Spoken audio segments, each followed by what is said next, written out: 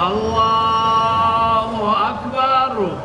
په سپیدار ماڼۍ کې د نیکمرغه لوی اختر لمونځ ادا شو. د ریاست الوزرا اداري مرستیال مولوي عبدالسلام حنفي، د بهرنیو چارو وزیر مولوي امیرخان متقي په کابل کې د میشتو یو شمېر اسلامي هیوادونو ډیپلوماتانو، د هیواد دیني عالمانو او امنیتي مسؤلینو د نیکمرغه لوی اختر لمونځ نن سهار په سپیدار ماڼۍ کې ادا کړ.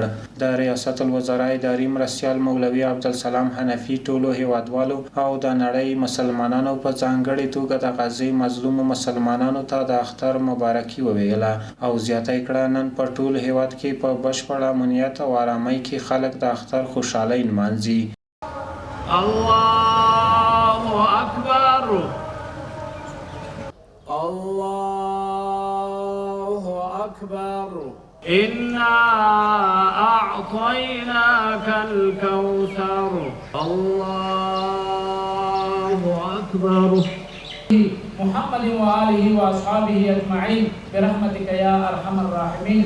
اختر د ټول مبارک شي. ښاغلي حنفي وویل اوس مهال په افغانستان کې بشپړه آرامي او ثبات حاکم دي. ټول مسؤلین دي د خلکو هوساینې ته په پام سره خپل مسؤلیتونه په ښه توګه ادا کړي تر څو د څو لسیزو جګړو او ناامنۍ وروسته مو هیواد تلپاتې ثبات او پرمختګ ته ورسیږي.